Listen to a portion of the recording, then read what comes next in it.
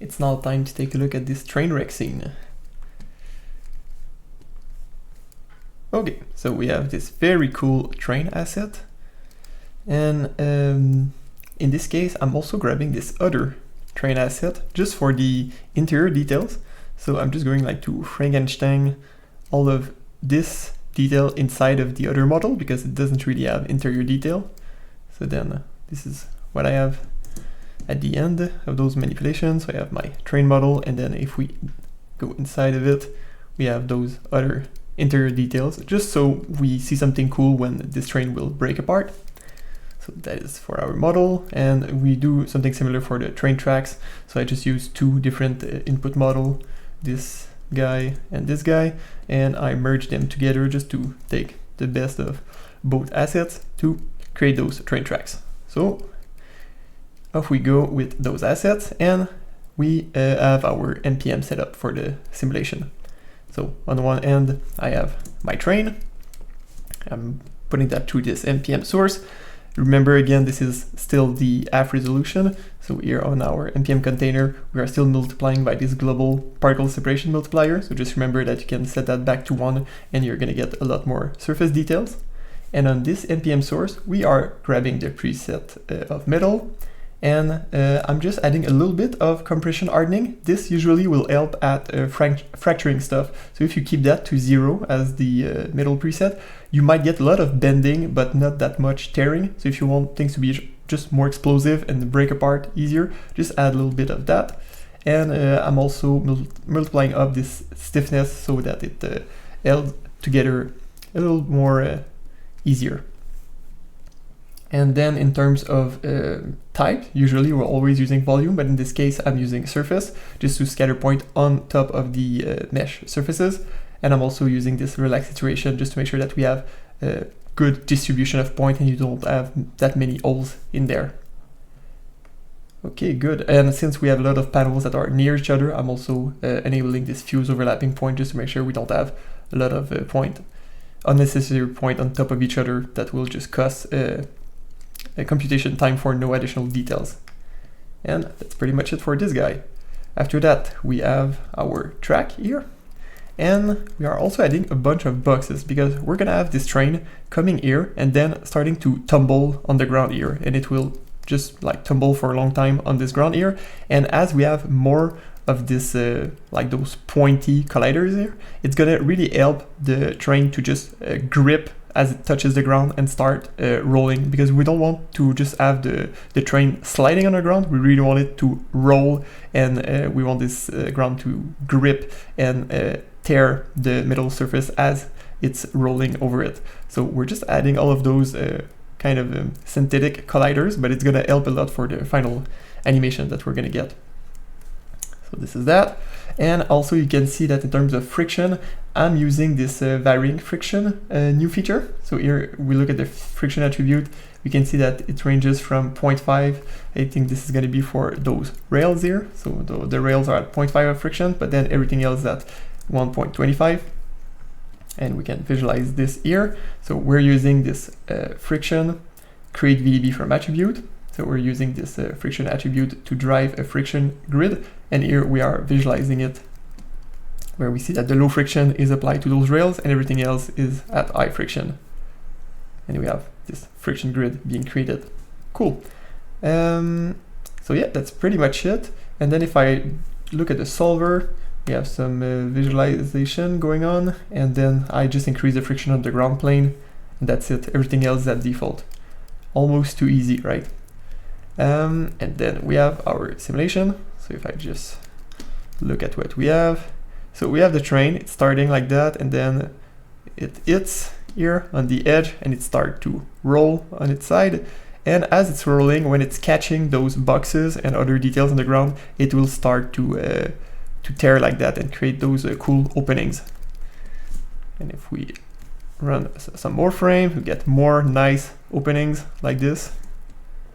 And at some point it will really start to break apart big time. So maybe if I go to here, like around 130,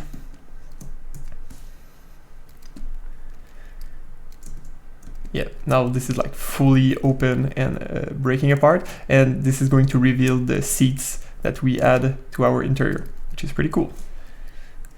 Okay, and then this whole branch is just going to be for the secondary, so we can, like, this is the same thing that I'm going over and over again, so we can go through it quickly. So here I'm creating this collider representation. I don't think I'm doing anything special, yeah, just the default of the MPM surface. Then for this debris emission, I'm just reducing this minimum stretching, so I want more particles to be emitted. Everything else is at default. So we get this kind of, okay, just gonna try to look at it better. So we have this kind of points that are being generated for our secondary emission of debris. And this is what we get in terms of simulation.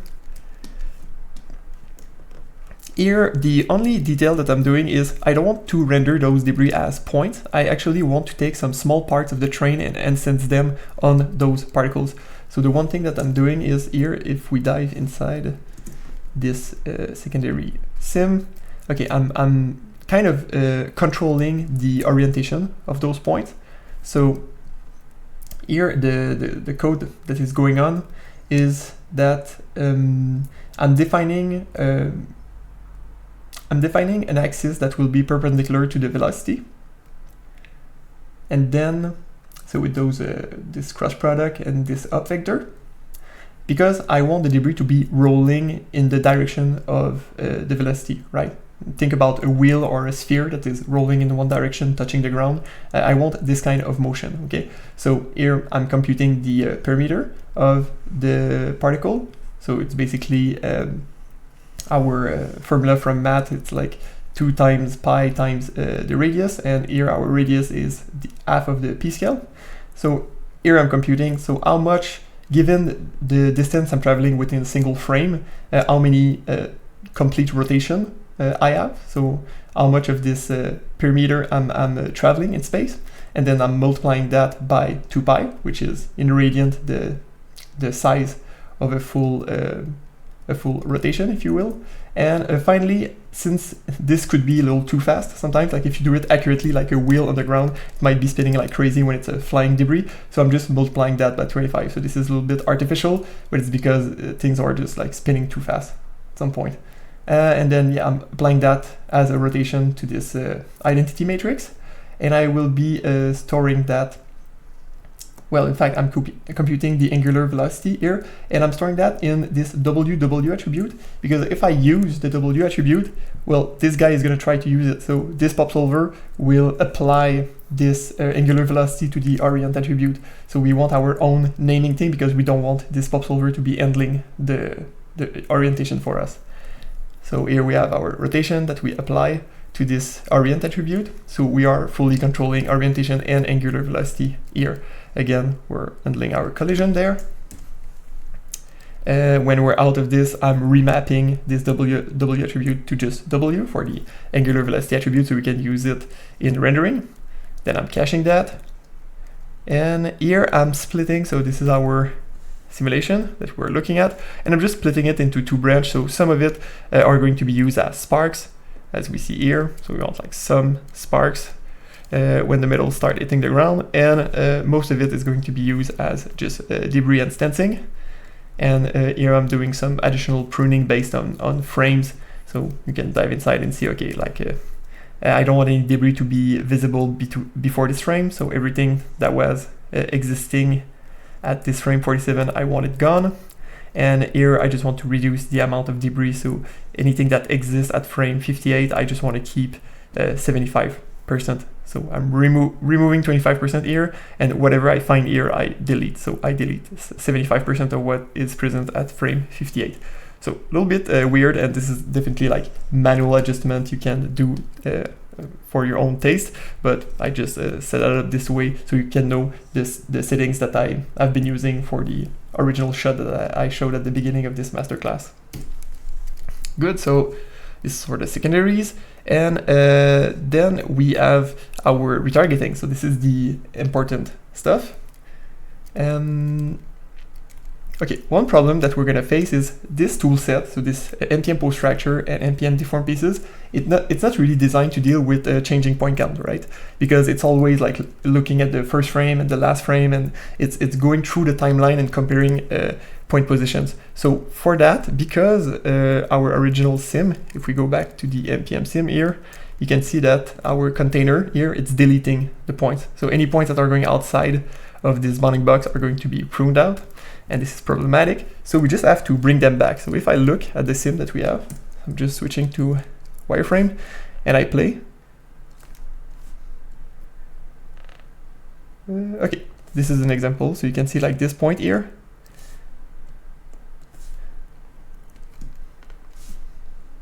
So at frame like around between 140, 145, it's disappearing, okay? So we have to loop through all the frame range and just make sure that when it's deleted, it's just going to be frozen in space, okay? So this is what this simulation is doing here. So I'm just, instead of running it here, I can just look at the cache version.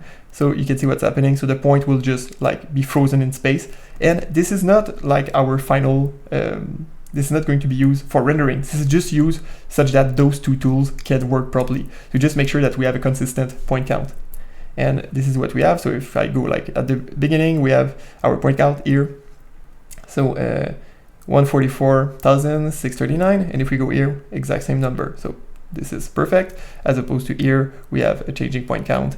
So 139. A lot of points are being blasted from the MPM sim. So when we have that in place, we can do the MPM fracture, and in this case I'm just going to show you the result. So this is the kind of fracture that we get, and we can still look at this guy, but I'm just not going to compute the fracture because I can't remember exactly how much time it's taking, but it's quite slow. So if we just look at the different guides that we have, I'm going back in the automatic cooking. And here, piece selection, I can show guide. So everything that is red is not going to be fractured because it's considered too much of a small part according to this number. Then if we go to fracture points, you can see that there are a lot of fill points. So all of those white points, those are points that has nothing to do with the MPM simulation itself. So those are artificial points that are being added just to make sure that the model can has enough resolution to be flexible, right? So if all of this piece is being it's not tearing at any point, but it's being deformed a lot, we still want the geometry to deform gracefully. We don't want like a lot of linear patches that are kind of that look like broken polygons. We want things to be able to be like smooth and curved. So for that reason, we are adding a lot of filler points, but right now I'm considering that maybe there are just way too many filler points. So maybe if you try to recreate this scene, I would encourage you to try to reduce this amount of filler points because I think it's probably a little excessive right now. Anyways, so this is the setting for the filler point, and we have our MPM point that we're seeing here. And again, we remember from the from when we were in the basic part of this course that we are using this align fracture to stretch points. So if we remove that, those are actually the points that have detected a fracture. Okay, so if I look at here, if I want to fracture here, the centroid of my fracture points should be around on each side here and here. And then if I click that, this is exactly what I get. So I have a line of points here and a line of points here, and my fracture is gonna be centered right here. This is what I want. But for other regions, like here, we have a big patch of points that is being completely blasted by this toggle. And so, of course, yeah, it's going to place the fracture here, here, and here, but it might, depending on the type of look you're after, this might not be the proper placement of those centroid point for fracturing. So maybe you would prefer this. Yeah, really depends on your taste. When you have like a line of points, like here, this attribute works perfectly well. You will, well, okay, this is not a great example. I think it was probably like beyond, below the threshold, but let's pick another one. Right here. Okay. So when you have a line here that is going to be considered as fracturing, and you flip to this mode, and you have those two rows of point on each side, this is going to work really, really well. But when there's a bigger patch that is identified as fracturing, like what we had at the front here, this is less obvious what is the best fracture mode. So it could be with this toggle on, with this toggle off. It's really up to you to decide what you want. Anyways, enough talking about those fracture points. So this is what we have in the end. And I'm not going to show the cutter geometry because like there's just too much stuff overlapping, so we don't really see anything. But yeah, apart from that, yeah, this is all we're just adding interior details because we want more geometric details, but this is all kept to default.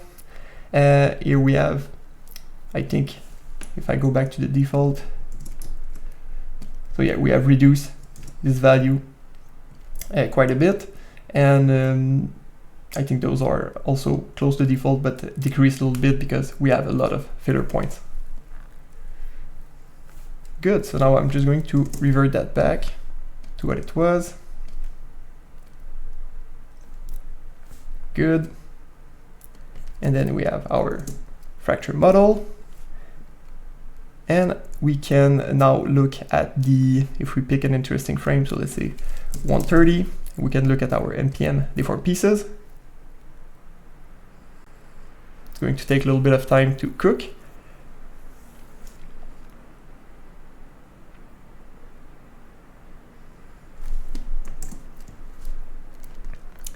And now we have our fracture train in context, and I can just hide the wireframe. And if you look at the region like this, where we have a lot of metal tearing, I just want to show you that, okay, we're basically looking at, we're just using almost everything at default. We're computing the velocity here. This is at default, this is also at default. And we are transferring this deleted attribute that we have stored here because we need consistent point count for this part, but after that we're just going to prune those pieces that were deleted because we don't want like floating pieces to be hanging in there, and this is what we're going to use for rendering. So I'm transferring this attribute, and then I just want to show you this close gap. So if I disable this, take a look at how it's going to affect this region. So again, it's taking a little bit of time to cook.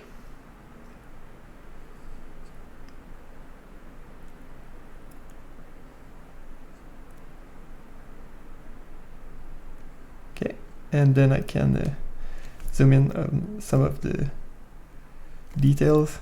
Whoops.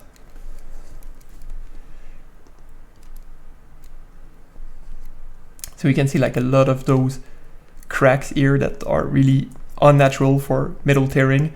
And now if I bring back this close gap, all of those small gaps here are going to be filled, and it's not going to be perfect for sure, but it's going to be a lot more believable for metal tearing.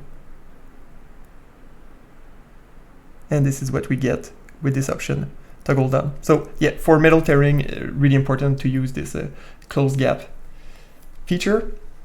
And after that, we have just some debris preparation that we're using for rendering. So here I'm grabbing our train, and now I'm extracting all of the fine pieces, all the small pieces of the train. Then I'm just packing that and preparing that for debris emission. Okay, so those are ready for instancing. I'm doing same thing for some rocks. So these are the rocks that we've been using in the creature breach scene. And here I'm just like packaging them again for instancing. Here I'm creating, this is going to be just static rocks. So a bunch of points that I'm going to instance some rocks at render time just to make the landscape more interesting. And that's it. And then if you go to Solaris here, I have those like the secondary debris of the train. On one side here I'm bringing those debris that we just showed, and here I'm bringing the debris points. And if I go back to subs just to show you those, so these are the secondary points that we're looking at. And the one thing that you have to pay attention for this instancing to work properly is what is being defined here. So I skipped over this one a little quickly. So here I have just a bunch of manipulation that I'm doing on the P scale to try to get a cool distribution of debris. And this is what's important for debris instancing. So we grab how many debris we have. So this debris count of over 1,000 is coming from here. So how many packed debris I have. And then I'm going to set an index. So each of the points here are going to have a unique not a unique, but an index referring to a unique piece in the debris collection. So this is important for instancing. And then I'm also grabbing this rest attribute probably for shading. And here I'm just ramping down the emission from frame 160 to frame 90, from full emission to no emission at all. And yeah, that's pretty much it for this train wreck scene.